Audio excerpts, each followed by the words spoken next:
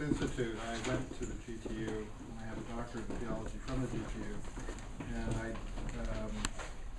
don't believe that the Institute was here when I was a student. I graduated in '83. And mindful of the fact that this was going to be at the Institute, I tried to find whether or not there were orthodox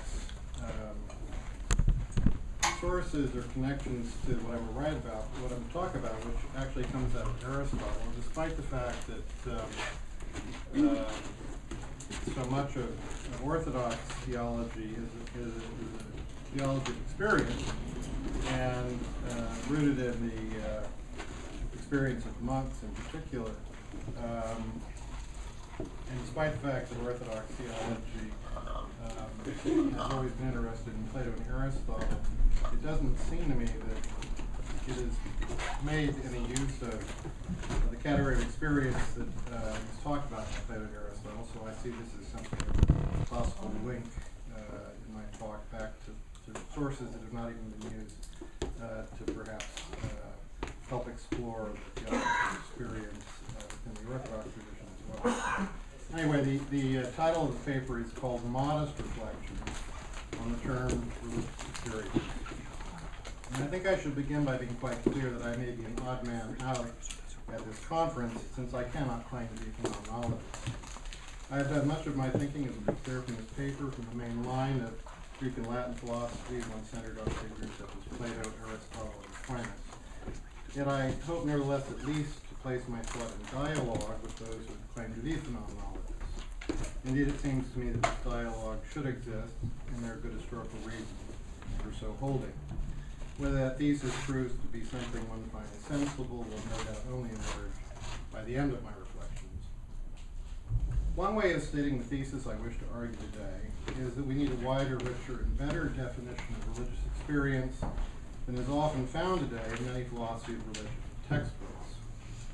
Another way of stating the same point more radically is that there is something quite amiss with the way this idea is commonly used, and we need seriously to rethink its right usage.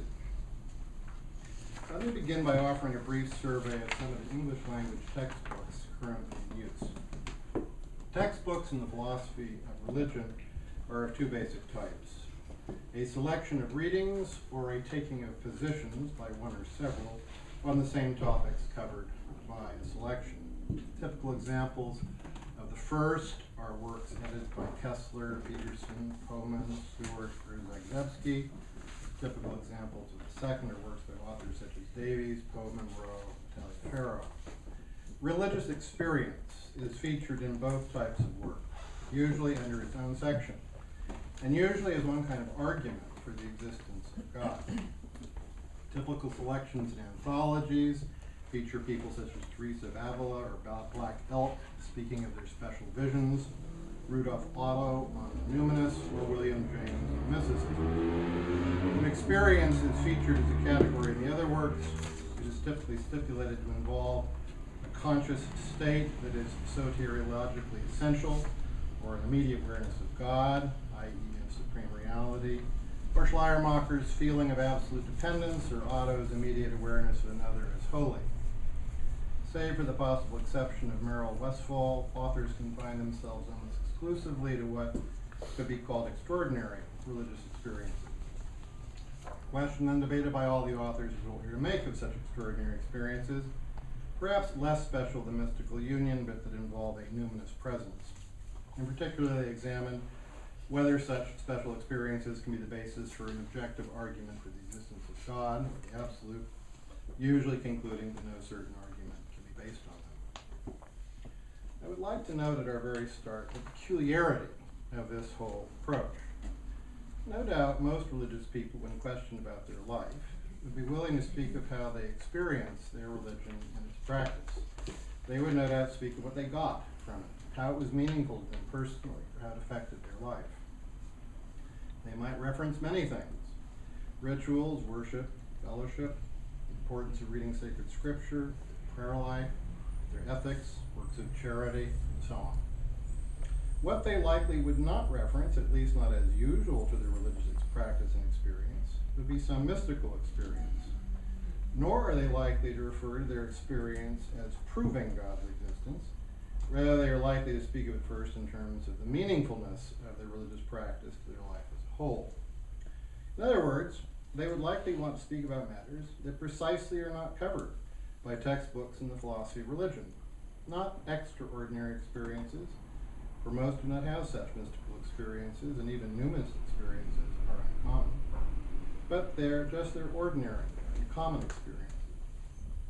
Nor experiences that were merely private, but also ones that were shared or had a communal dimension. And experiences that were important to them not for proving that God exists, say to a doubting mind, but in terms of the meaningful texture of their life as a whole.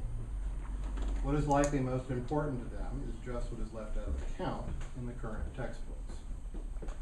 It is not that we cannot ask about what religious experience prove, or the significance and importance of mystical ones, but rather we should begin by getting clear on what religious experience rightly is, and discuss its meaningfulness before its truth value. There is something distinctly odd about limiting religious experience the way the textbooks choose to do. In order to rectify what I take to be an evident shortcoming, it seems we should try first to define what we mean by experience. Like matter, this word is notorious for being used constantly while remaining constantly vague or ill-defined. In fact, whether it be Schleiermacher's appeal to religious feeling, James's varieties of religious experience, or Smart's religious experience of mankind, what is common and striking about all such accounts is that they do not begin by telling us first what experience is. Before discussing religious experience, then, it seems we should try to get clear on what we mean by experience.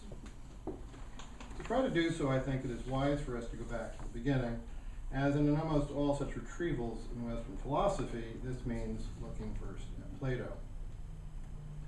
Arguably one of the first and seminal uses of the concept is to be found in one of his earliest dialogues, the Laches.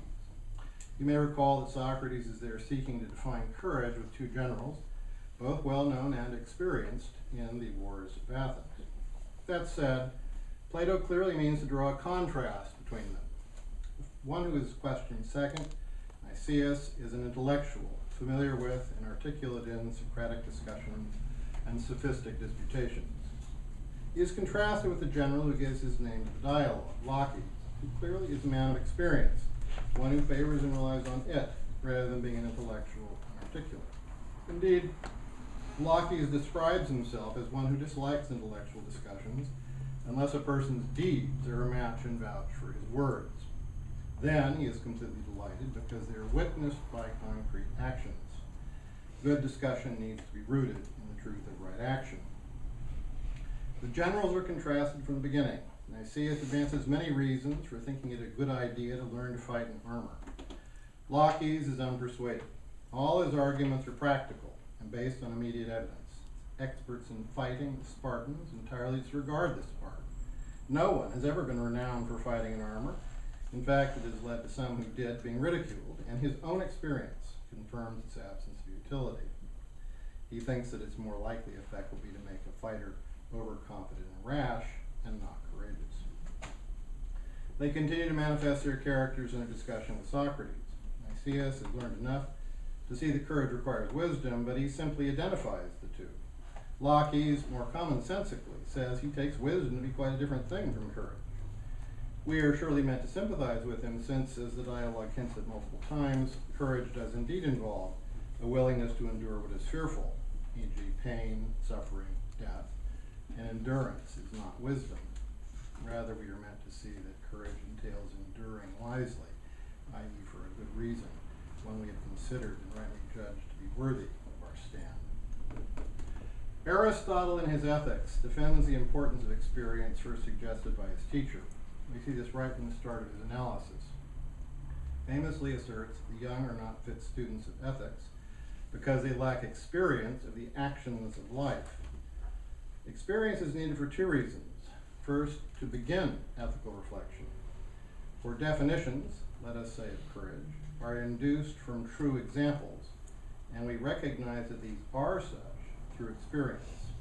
But a young person's lack of experience makes him less convinced of them, and thus he lacks the starting points for ethical reflection. This is why Aristotle also argues we need to be raised with good habits, because these, just in giving us the conviction that X is a good way to act, when this is indeed the case, give us the starting points for reflection.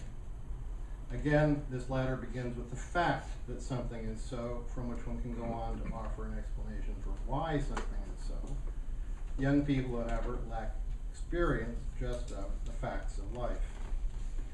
Second, experience is necessary at the end of ethical reflection, for we need to apply universal ethical principles to concrete situations, and realizing that this act concretely does so requires experience. Thus, Aristotle later says we should pay attention to the undemonstrated sayings and beliefs of the experienced, and older people are practically wise ones, for these see the concrete action for what it is. They have an eye-formed experience. Aquinas, in discussing Aristotle's analysis of practical syllogism, takes this last point one step further. In his own given example, the major premise of this syllogism will be universal, such as concupiscence, i.e. inordinate physical desire, should be curbed. The minor premise applies the principle to concrete action. For example, it might state that fasting curbs concupiscence. The conclusion is that we should fast, and thus we do, since the conclusion of a practical syllogism terminates in the action it mandates. To reason in ethics, one needs both a knowledge of universals and of particulars. However, Aquinas says, if it is possible for him, the practically wise person, to have but one kind of knowledge, he ought rather to have the latter, i.e. knowledge of particulars that are closer to operation. If one were to contrast an inexperienced ethicist who was able to give an account of why a kind of action was universally wrong, with a non-intellectual man of experience who knew from it that X was an example of that kind of action, then a practically wise man, above all, requires the experience of the latter. For if raised well, the second man could have the right conviction about what kinds of action were good and bad without explaining why.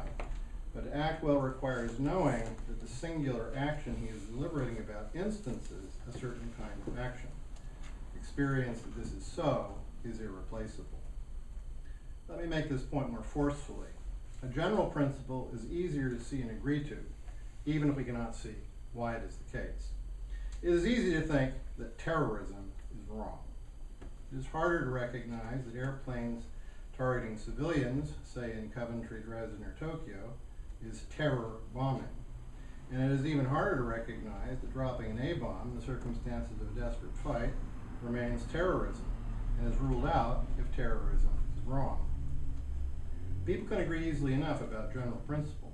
The more we descend toward the particular, the harder it is to see where the truth lies, and the more we dispute, or the more we are inclined to try to make an exception to our original principle or describe it away. The singular act lies in the domain of experience. It is thus what is most irreplaceable in seeking to live wisely and well. We may accept a general principle without having an account of it, but lacking experience, we may well lack the conviction that X is a good instance of that principle. We thus will end up doing the wrong thing. What these philosophers are arguing is well understood by many a parent of a teenage child. A son may rightly recognize that he should guard against driving too fast, but he fails to understand that the pressure of having a particular group of his male friends in his car will likely lead him not to do this. He lacks the experience to know how kids his age act under that kind of peer pressure and distraction, and so he ends up driving dangerously. A young daughter does not want to be sexually fast or get herself in a compromising situation, but she fails to understand that by first drinking as she and her date do and then being alone together, she will likely end up just in that situation. Parents despair of their teenage children rejecting their sound advice because they realize that their children do not see or understand where their actions will lead them, and they do not see this because they are inexperienced in human actions and passions. In their usage, then, experience entails several contrasts. Praxis is contrasted with theoria, fact with explanation, an everyday or common sense approach to an intellectual one. A man of experience is a man of action, someone who has knowledge of concrete, singular things and events, someone wise in the ways of the world, but who may not be intellectual, not good at defining what he knows or explaining why what he holds is correct. Such a person, as the Meno makes clear, may indeed have correct beliefs and may indeed be able to lead others well on the basis of them, but he need not and often cannot give an account of why his beliefs are correct, and because of this he may end up not being followed by those he leads. Aristotle importantly references points made in his Ethics at the start of his Metaphysics. Experience is a relevant category not just for action, but for all knowledge. If his points in the Ethics derive from an analysis of the different kinds of insights required for action, his argument in the Metaphysics derives from his theory of human knowledge in general. This begins with the singular datum of the senses, but ends in abstract universals. Experience is a way to that term, and is a conceptual way of knowing distinctive to human beings as intellectual animals.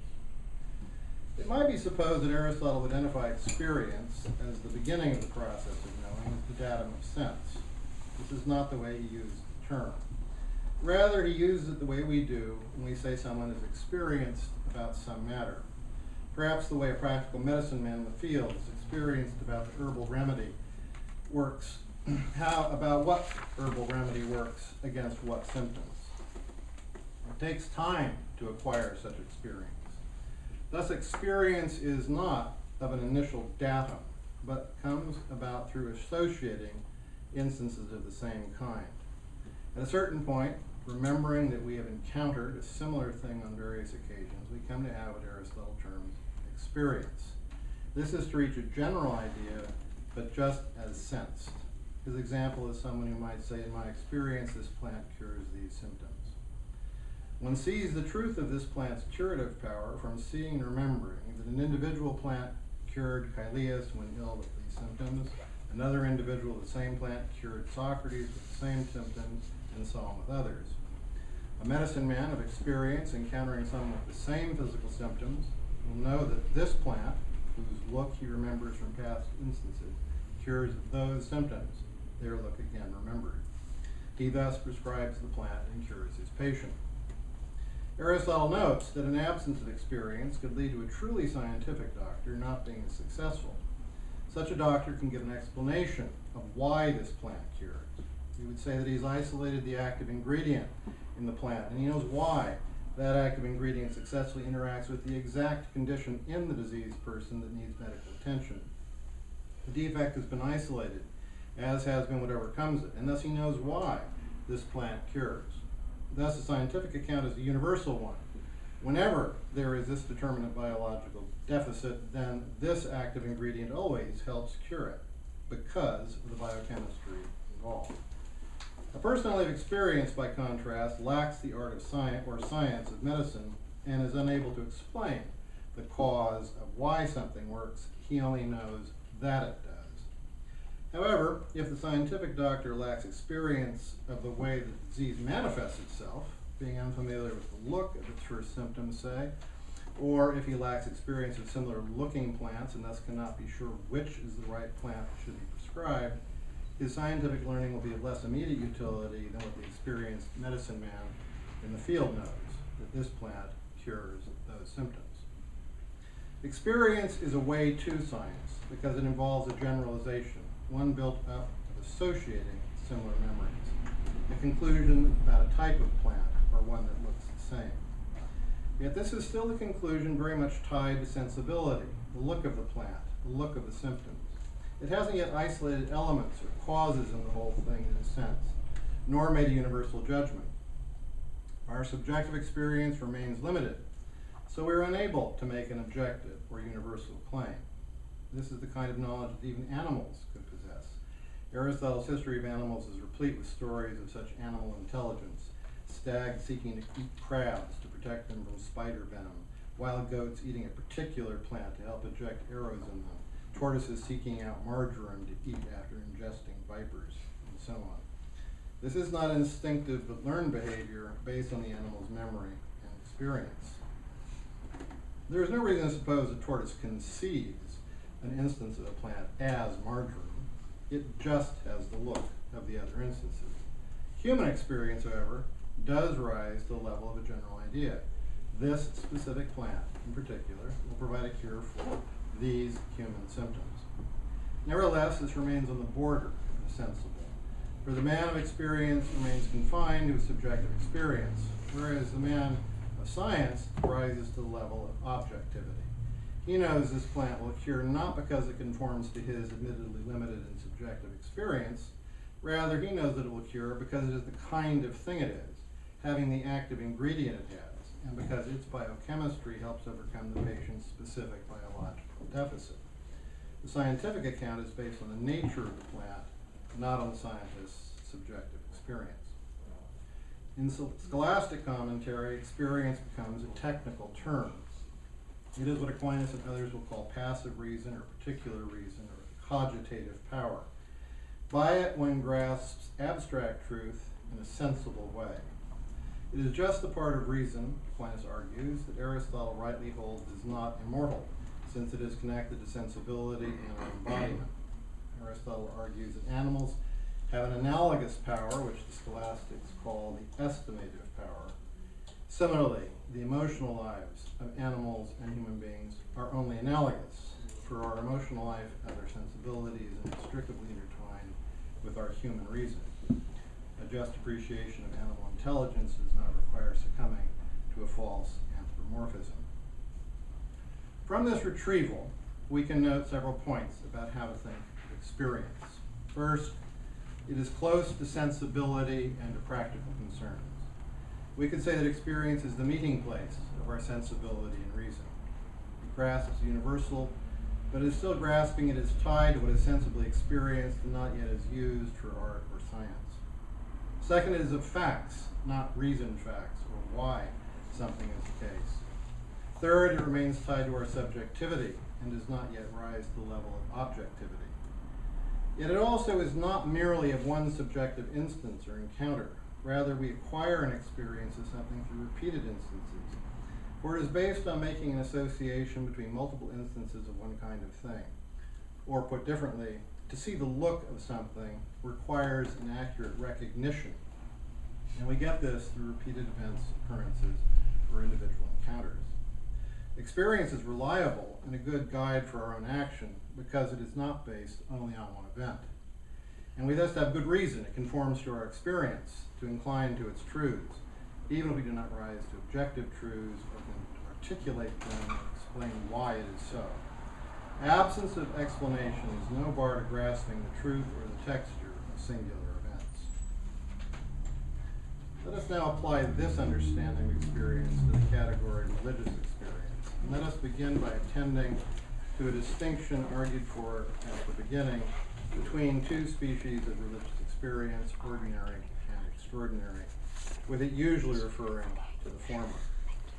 Not to lose sight of this conference's point of view, I would hold that this is what a phenomenological description of what is usually meant by the term religious experience would readily uncover. First then, experience lies in the domain of the sensible particular. Ordinary religious experience will be enmeshed in things sensed. In the ritual liturgical act, one will sense the colors of stained glass or icon, the sound of a bell, organ, or song, the smell of incense, the taste of bread and wine, the touch of a hand extended in peace. Insofar as these are part of a religious experience, they are imbued with meaning, and this meaning, or even let us suppose a felt presence, is mediated by the sensed objects. The religious truth to which it points is experienced in them, and thus subjectively, and not in the abstract, objective way proper to an intellectual grasp of truth. Second, the domain of religious experience is primarily practical. It is centered on ritual action, prayer, and right praxis. It also, of course, is concerned with and includes right belief, but even here, importantly, is a creed affirmed, or a life commitment continually remade. At its heart, religious experience is about being in or deciding for a right relation with the absolute or God. A religious path or way rightly orders our mind and heart toward this goal. Ordinary, as opposed to extraordinary religious experience, does not consist in a direct facial encounter with our end. The union it achieves in this life, save for extraordinary instances of mystical rapture, is found in our will, in our loving rightly and well. Socrates thus thinks of a holy person as one who serves God rightly, And Aquinas, following the gospel, teaches that it is found not merely in the relation of a servant, but in the more intimate one of a friend. Friendship is always between individuals. That its love is true is best seen by those who share it, as is also the case with spousal love. For love is found in a personal encounter and cannot be abstracted from it, and this holds even when this encounter and this friendship is with the absolute. I realize, of course, that the ordinary can in its own way be extraordinary. Aristotle, and with some reason, would have found it extraordinary that human beings could, even in this life, be friends of God. And Plato and religions in general thus underline that true religion reposes upon a divine gift.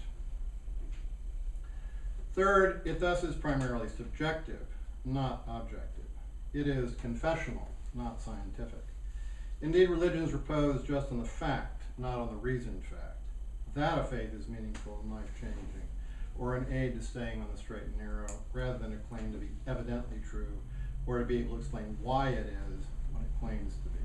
Religious experience is more an invitation, come and see, experience for yourself, than a ground for making claims about objective truth. As a popular song urges, we are invited to taste and see the goodness of the Lord.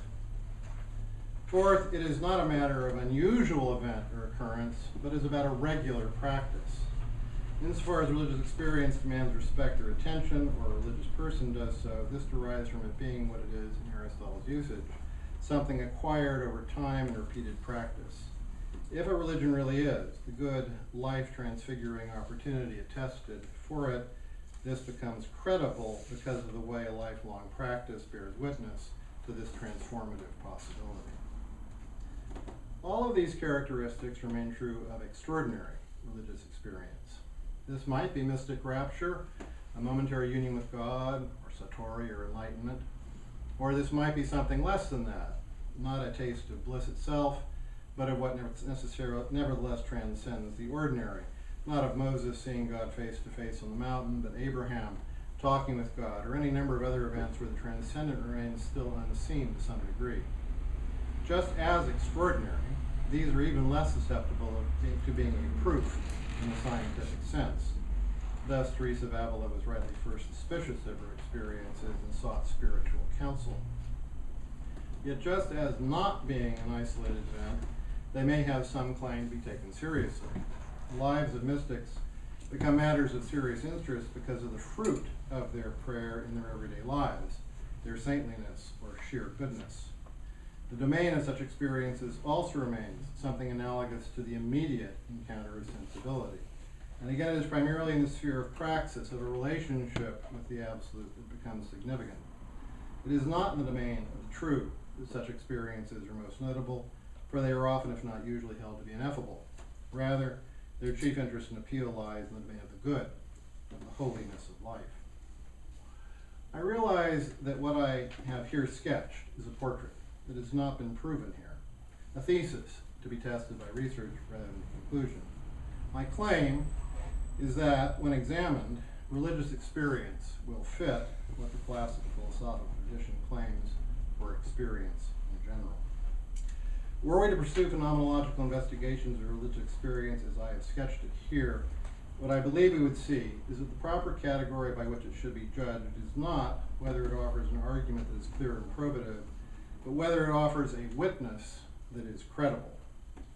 For example, a claim may be made that religious practice aids one to be a better person. Is such a claim credible? Does its ethic conform to what reason can see? And is its heroic ideal a reasonable one? Is there reason to think that its practice helps produce holiness? The same standard of credibility will likewise pertain to its other claims, whether they be of the felt presence of God made manifest in and through religious practice, or a claim to truths that either are in keeping with or transcend our natural reason. Certainly some evidence is here being offered for religion's truth, but not as to what must be believed, but as what it is credible to believe. If the analysis of experience and its application to religious experience that I have made here has merit, then the conclusion we should reach is that there is considerable work to be done in the philosophy of religion when it comes to this category. First, it needs to be recognized that religious experience is not usually extraordinary, and this is perhaps not even what is most interesting in it from a philosophical point of view. Second, serious studies are mandated just of more ordinary types of religious experience. Or rather, since these are available through phenomenological and comparative studies of religion, philosophers of religion should avail themselves of those studies and discuss what we have a right to conclude from them.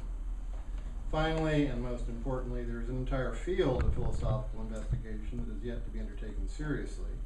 First, a careful discussion of what standards are to be used and why in assessing the credibility of religious claims, and then an application to various major religions to discover whether and to what degree they severally have a right to the credibility of a reasonable person. I realize that the objection swiftly will be made that such a person is a construct and no standard of objectivity available. Such a charge, however, seems patently false about claims that are made in other fields, and there is no reason to think it is not also false about religion.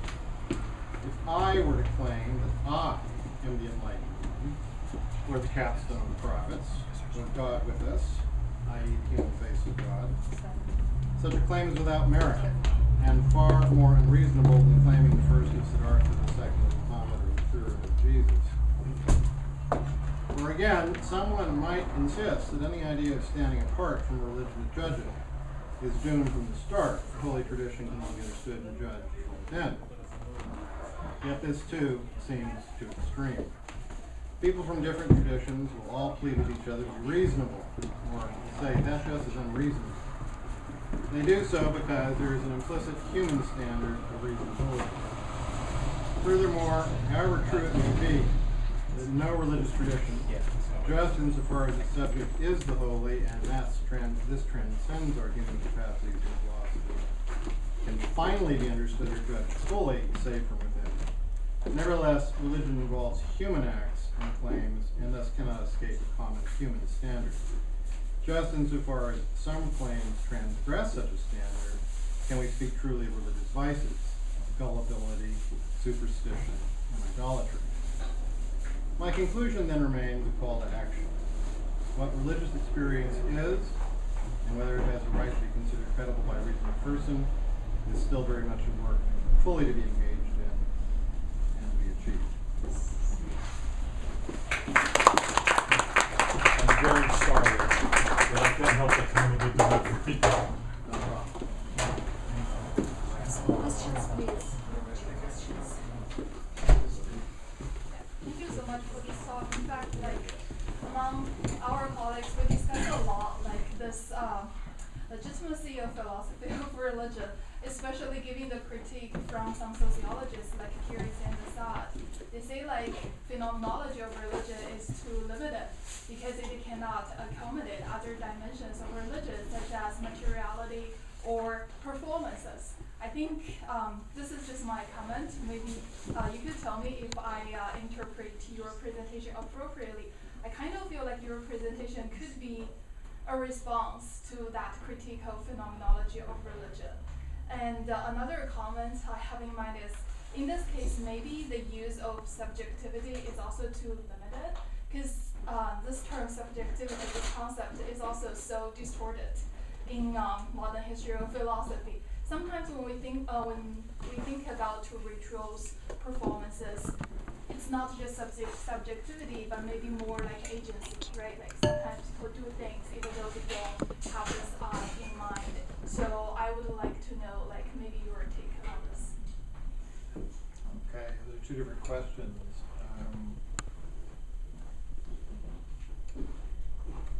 So I'm not part of either of those debates, and so I have to sort of give an answer from the outside just on the spur of the moment. But you would be right in thinking that I would wish to resist people saying we can't come up with standards for being able to judge certain things, or I don't know what a sociologist is going to do. Perhaps they're going to claim it's a construct, a social construct, or that it's so socially conditioned as not to be able to recognize its categories or something. I mean, there's all sorts of ways in which that argument sometimes is made. I would resist those. You're right. As regards